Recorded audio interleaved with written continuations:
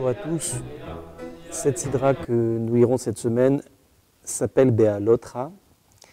Elle indique la mitzvah qui a été donnée à Aaron, le grand prêtre. C'est lui qui devait allumer les lumières du grand candélabre qui se trouverait à l'intérieur du temple. Et ici, nous avons un enseignement extraordinaire.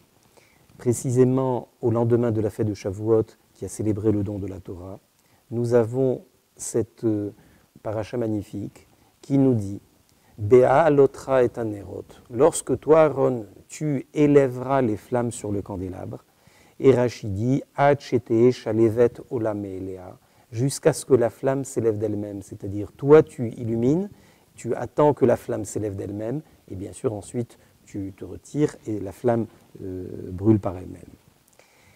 Quelle est l'allusion ? L'allumage de la menorah dans le temple par le prêtre est quelque chose qui est profondément lié au peuple juif, puisque chaque juif est composé d'un corps et d'une âme. Et de la même manière que la menorah, c'était, si on peut dire, le candélabre lui-même et sa flamme, eh bien le juif qui est représenté par le candélabre, dont le corps est représenté par le candélabre, a en lui une flamme qui est son âme, sa neshama. Et que nous dit la Torah ? C'est le prêtre Aaron. Ici, le prêtre en question, c'est Dieu. C'est lui qui allume la flamme, c'est-à-dire c'est lui qui place la neshama, qui rend la possibilité à la neshama de descendre sur terre et qui lui donne cette aide qui fait que elle est comme cette flamme qui devra s'élever par elle-même. Eh bien, lorsque Dieu fait descendre nos âmes sur terre et qu'il sait que notre mission sur terre n'est pas nécessairement une mission facile, d'autant plus lorsque nous nous trouvons en exil, eh bien nous devons savoir que la flamme est d'une certaine manière portée par Dieu, c'est-à-dire que Dieu fait en sorte que l'âme de chacun d'entre nous puisse se révéler en lui, plus influencer son corps et lui permettre de surmonter les épreuves de la vie.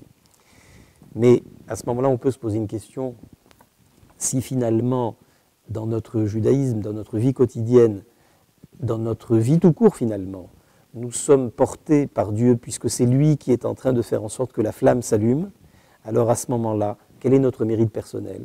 Quelle est notre part personnelle dans notre libre arbitre finalement ? Et on peut donner la réponse à partir de cette expression magnifique du Talmud qui dit « Messayea en bo mamash ». C'est vrai, Dieu nous aide. Mais cette aide est une aide spirituelle. Ce n'est pas une aide qui interfère dans notre vie pratique. C'est-à-dire que le chemin qu'il faut faire entre l'aide spirituelle que Dieu nous accorde et l'action concrète dans le monde avec ses difficultés et ses épreuves, ça c'est quelque chose qui appartient à l'homme, c'est quelque chose qui reste notre propriété. Et finalement, cette force-là que Dieu nous donne pour que dans le monde matériel nous accomplissions sa volonté, c'est quelque chose d'essentiel, puisque nos sages nous disent, Dieu a voulu avoir une demeure dans le monde matériel. Être un juif avec son âme, c'est une évidence, mais être un juif avec son corps, avec ses pensées, avec ses paroles, avec ses actions les plus banales, les plus quotidiennes, c'est la volonté de Dieu, c'est ce qui fait l'union parfaite entre les lumières de la menorah, les lumières du candélabre et le candélabre lui-même. Il faut que nous sachions que dans cette grande mission, Dieu nous aide et il, en même temps, nous donne tout le mérite de nos efforts et de notre action et que certainement, avec la venue de Mashiach Tzidkei, nous pourrons assister rapidement à l'allumage du candélabre dans le troisième Beth Amikdash reconstruit. Je voudrais illustrer notre propos avec une histoire du Baal Shem Tov, dont l'enseignement est très fort. Le Baal Shem Tov était dans sa synagogue lorsqu'un jour est arrivée une personne qui n'était pas juive et qui a demandé qu'on vienne l'aider. Il était tout essoufflé.